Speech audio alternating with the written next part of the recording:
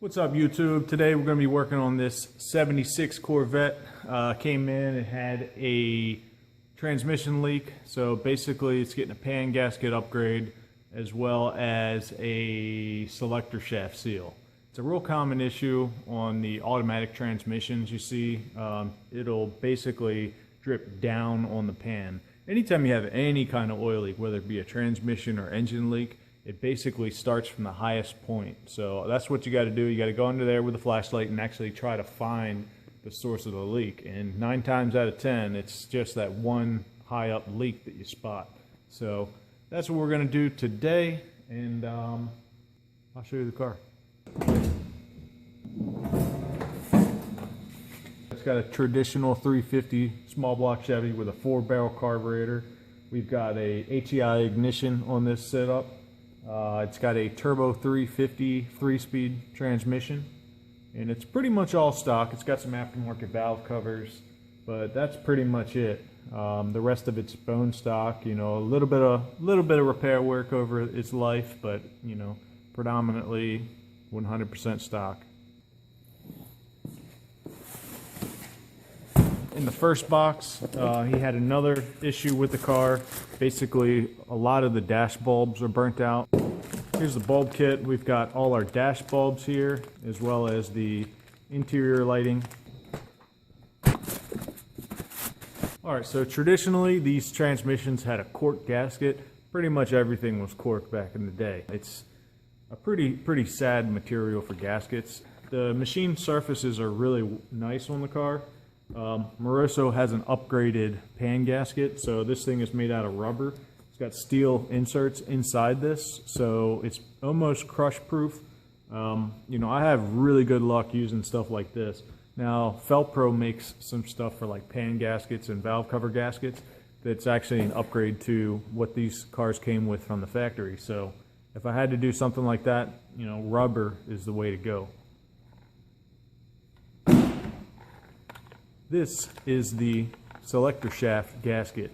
It's just a little tiny guy, little O-ring that basically slides over the linkage rod on the transmission that allows you to shift it from park to neutral to reverse and all that. So these have to be installed a special way. Pulling the old ones out, you know, you definitely do not want to gouge up that shaft or you'll get shafted. Let's start.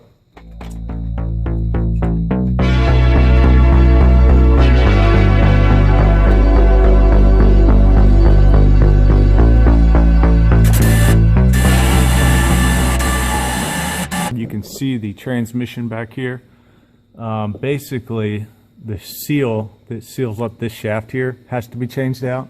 As you can see, it's wet around there. There's no other spots higher up that's wet. So odds are that's where the majority of this leak here is coming from. In a couple of different areas, you can see the gasket, this cork gasket, and it's actually bulging out. You can really kind of see it back here. Someone's definitely changed it out, or at least attempted to repair the leak. I see a lot of guys use RTV sealant on some of the newer stuff. If you're going to use it, I would say maybe on the cork stuff because it's just so sensitive. But if you use RTV on a rubber gasket or a paper-based gasket, you're gonna have leaks.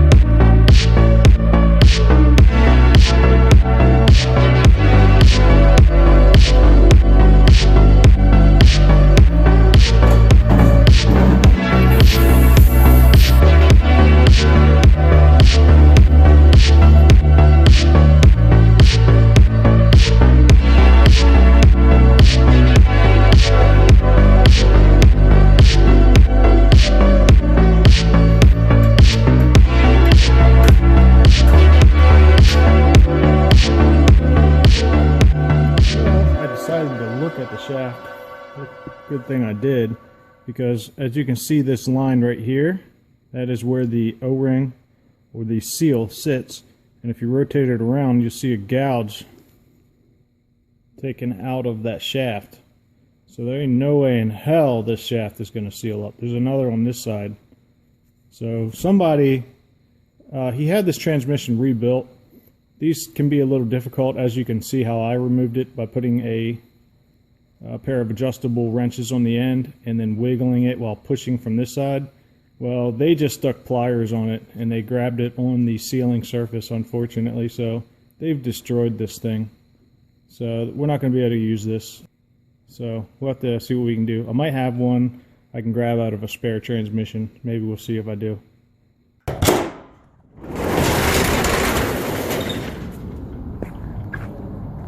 Wow, look at that moon. Here on the trailer, that's a 350. That is a 350. That right there is a 4L60.